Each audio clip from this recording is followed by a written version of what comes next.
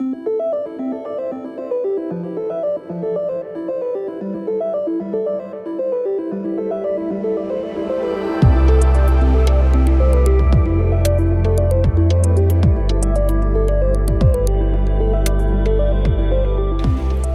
again, everybody. We are in for a treat. We're going to do a kind of hybrid session, combo TED Talk discussion. And I'm going to just kick us off. You know, we are all here because we believe these systems can be designed to be different, right? And they can work for the learners and workers who actually seek opportunity. And today, we have 3 people who are amazing innovators, who have big visions for how to get from where we are to where we need to be. We're so lucky because they can help us think about the how. How can we work towards that North Star? So I'm going to introduce each of them. They're then going to stand up and give you a quick set of TED Talks, and then we're going to have a conversation. So first, I want to introduce James Rhee, acclaimed impact investor, founder, CEO, goodwill strategist, community connector, and educator. He is the founder of Red Helicopter and the former chair and CEO of Ashley Stewart, one of America's largest clothing brands, serving plus-size Black women. James also teaches at Howard University and Duke Law School, and he is an executive in residence and strategic advisor at MIT, and a founding member of the advisory council of JP Morgan Chase's Advancing Black Pathways. So James, great to have you here. And next, it's my great pleasure to introduce my friend and former colleague, Rachel Korberg.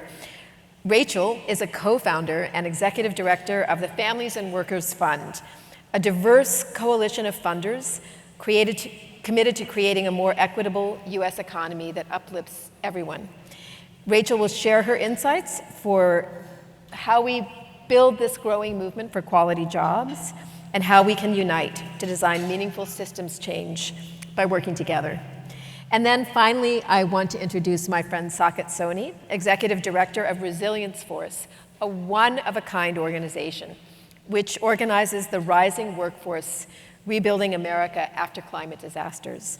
He's an acclaimed author and a passionate advocate for workers, and he'll provide a valuable perspective on how innovative workforce development strategies can center historically excluded communities while building a climate-resilient economy. So we are in for a treat, and James, over to you.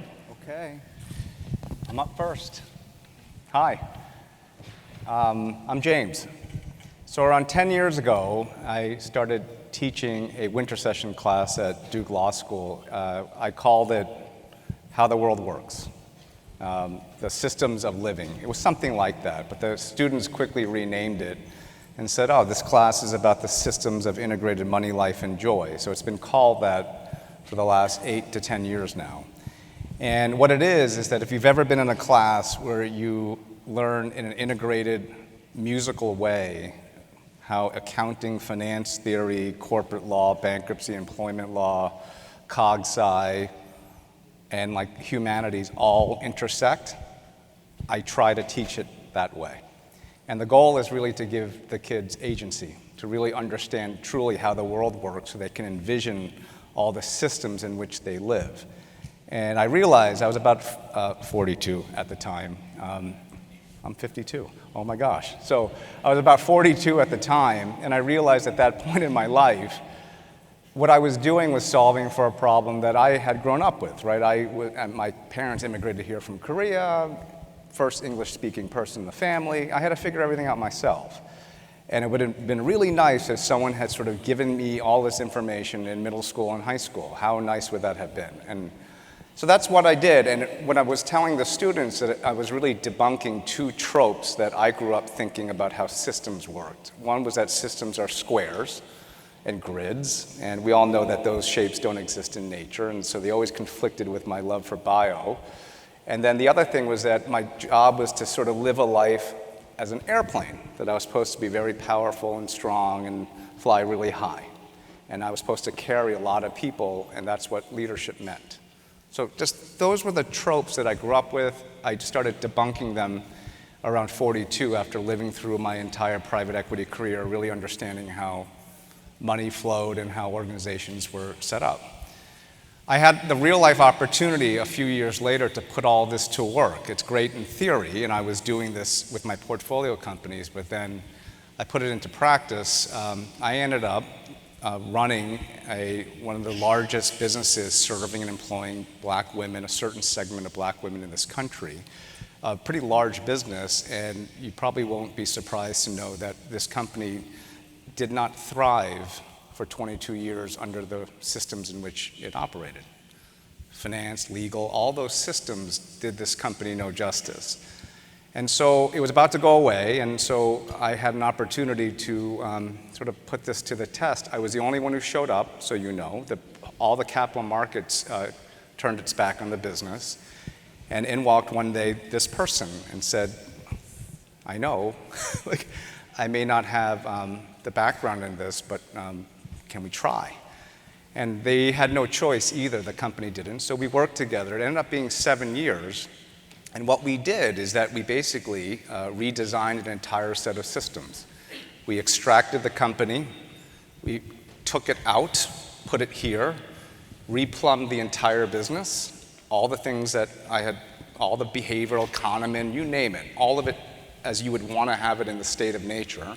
And then once we were ready, we rewired it back in to the existing financial systems, legal systems, all technology systems, and that's what we did.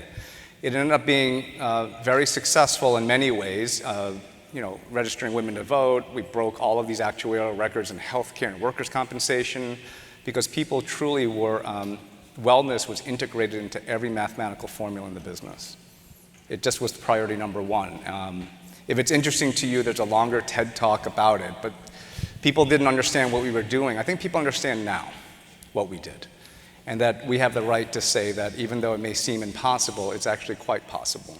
And it takes really the imagination of a kid, actually applying a lot of the things that we learned in school, but just applying it as a biologist would, or as a kid would, or as a humanist would. It's really putting the humanity back in business, and sometimes doing the formulas exactly backwards in an integrated systems way.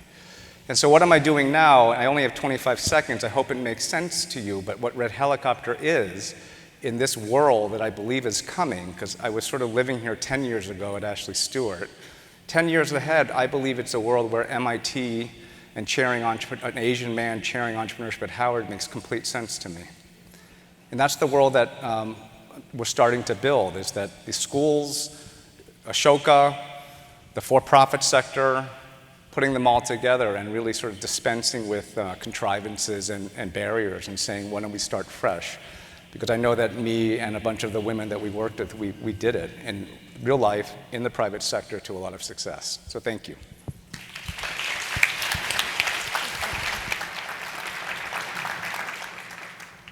Hello. Happy Pride, y'all.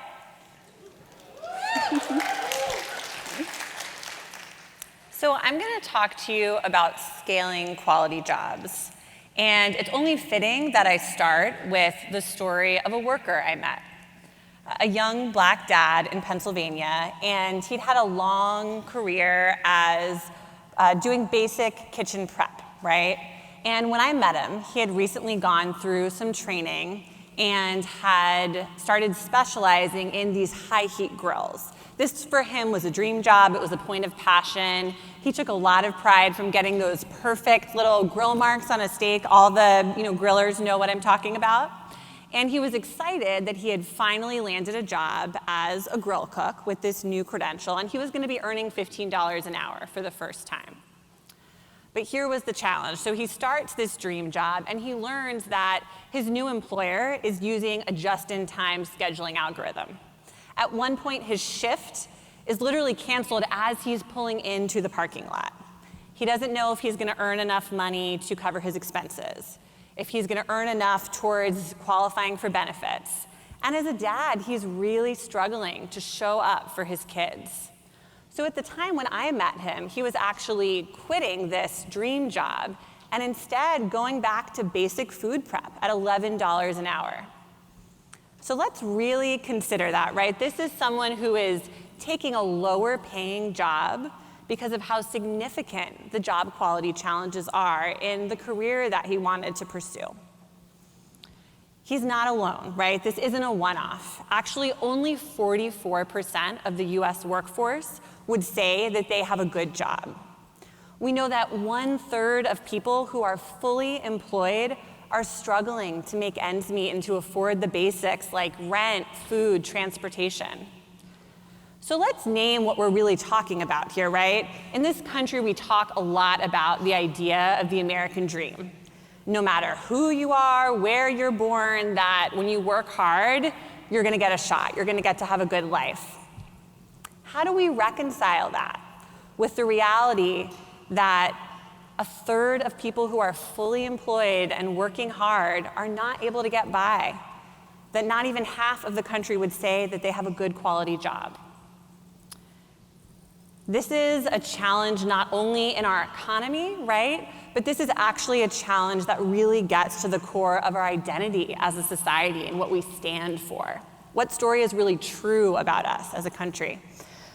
So that's bleak, but there is hope. And what I want to talk to you about are 3 points of hope that we see at the Families and Workers Fund. And by the way, the fact that we are here, that Jobs for the Future has just launched quality jobs as its North Star, this is a bellwether of change. This is a really big moment and a turning point. So I'm going to talk about 3 areas of hope in government, in business, and in the nonprofit sector. In government, we saw earlier this year the federal government launched the first ever whole of government principles defining a good job. And we are seeing those principles. There's really a chance that we can scale them through the historic federal funding for climate, for infrastructure, for manufacturing. And it is not just federal government. Our fund and many of our partners have been working with a group of cities and states that's now grown to 85 across the country, in every region of the country, where we're seeing state and local leaders make these commitments to quality jobs to say that's a priority for my community. On the business side, this is about large, small, and mid-sized businesses. And there's a growing consensus, and we all probably experience this in our own workplaces, that when you invest in your people, when you invest in the components of a workplace that really matter to people so that they can show up with a sense of dignity and a sense of purpose at work, you are much more likely to recruit and retain talent. And that is absolutely critical in what is one of the tightest labor markets in history. So we're really excited about that. And finally, in the nonprofit sector, that's many folks in this room, philanthropy, workforce, education, more.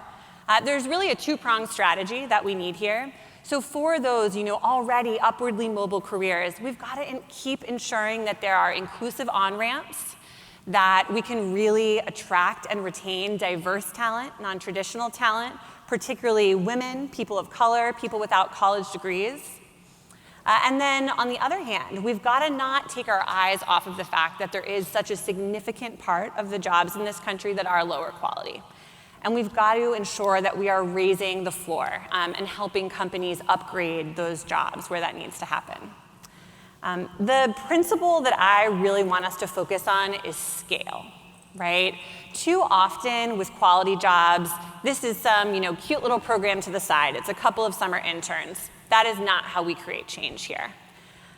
What I really want to invite us all to do is to think about, where do we have scale? I'm talking about business models. I'm talking about policies you may be designing or implementing, education or workforce programs that are impacting millions. Start from a perspective of scale. Maybe it's the assets you manage or the grants that you make, and bring quality jobs principles into that. So thank you.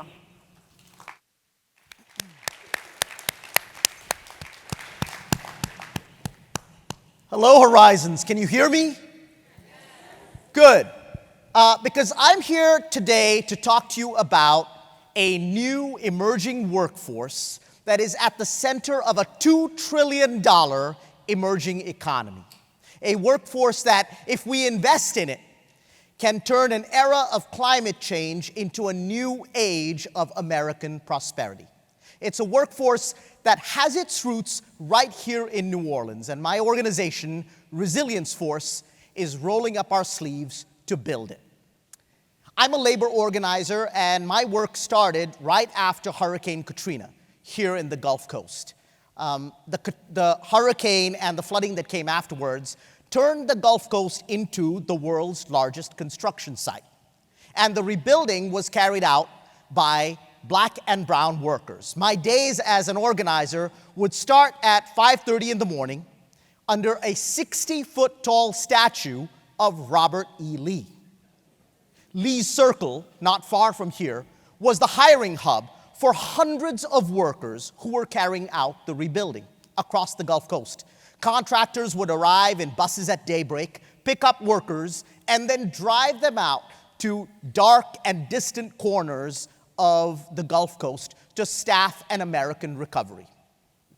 Now, since Hurricane Katrina, climate change has made disasters more frequent and more destructive. In an era of climate change, we've seen in the last decade over $200 billion disasters. That's 200 disasters that cost $1 billion each to repair. And all of that rebuilding is being done by workers. The very workers who rebuilt the Gulf Coast after Hurricane Katrina are now rebuilding city after city. And tens of thousands have joined their ranks. We call them the resilience workforce.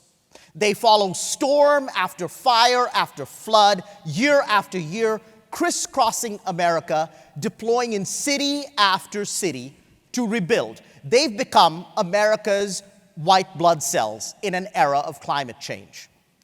And millions of people depend on them, because if your home or school or hospital is flooded or burnt in a fire, it needs to be repaired instantly.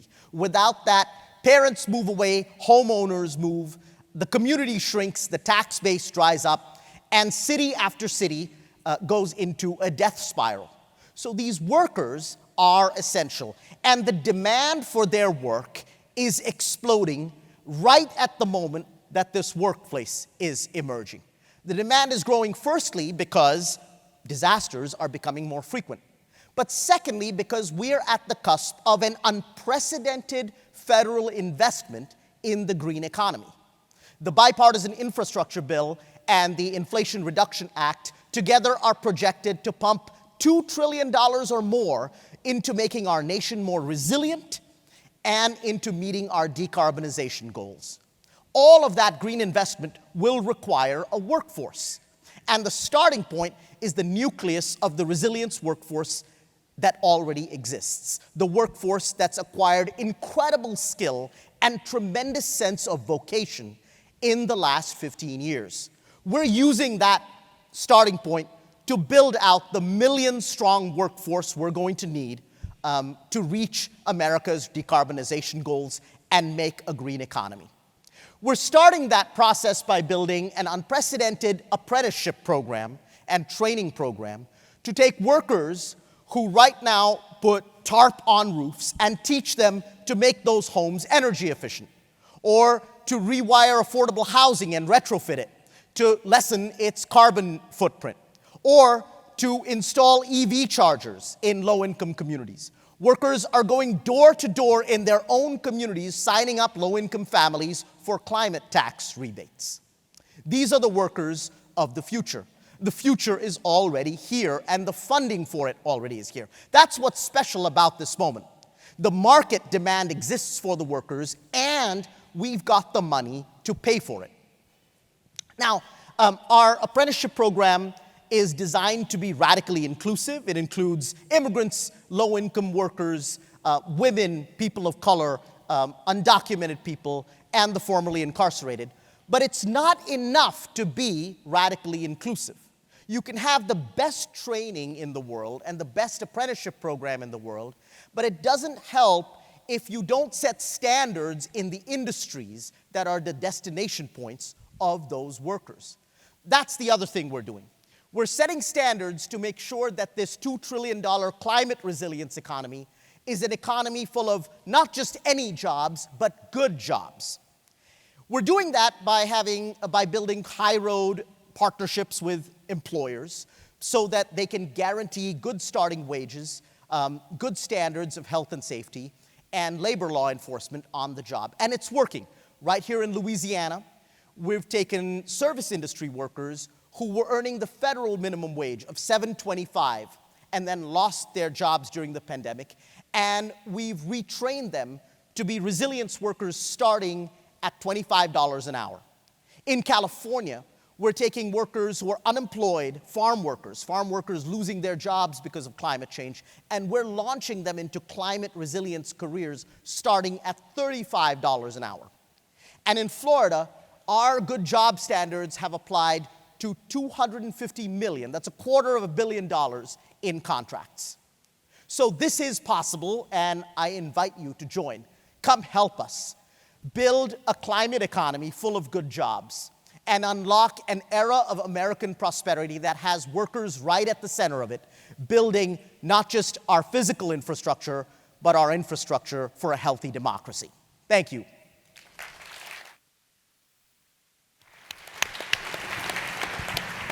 Wow.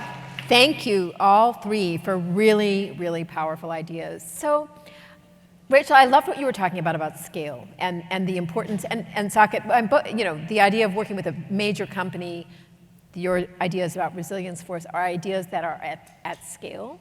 So if each of you were king or queen for the day, God for the day, and you could kind of pull one lever that you felt would encourage much more rapidly scaled approaches to these kinds of issues, what would be the lever you'd pull?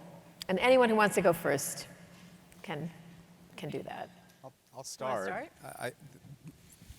We have built an entire education system and a financial accounting system that's based on non-movement. It's a very Aristotelian view on how nature works, and it's flawed. Nature, as any physicist would tell you, it's all movement, it's all change, all the time. And so we have prioritized learning, org theory, the way we live, based on substance, not change, and on movement. So a lot of the curricula that I'm teaching, the way that the type of companies I invest in is changing.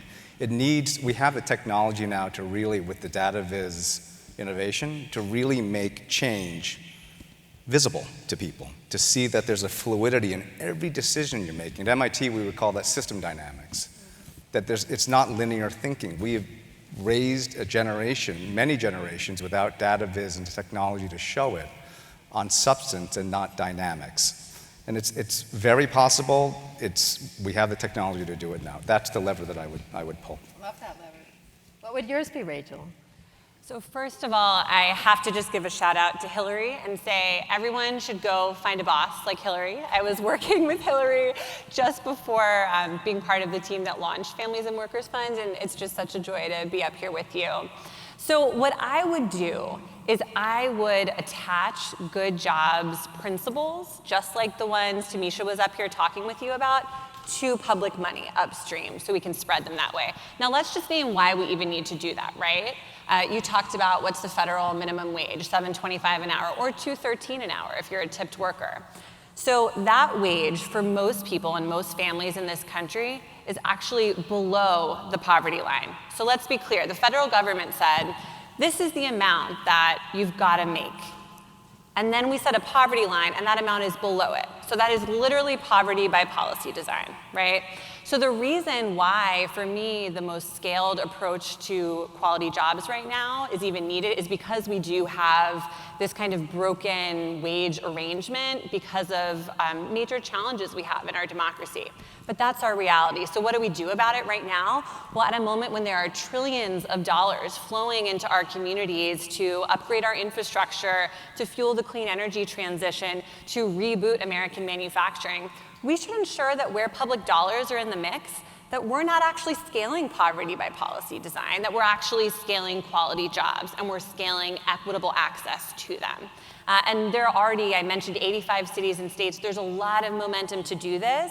And we've got to really dispel this narrative that you either go fast or you do it well. There's actually very clear examples happening in diverse parts of the country, Texas, Colorado, it's not just the coast, that are really doing this well and ensuring that this public funding helps to fuel opportunity.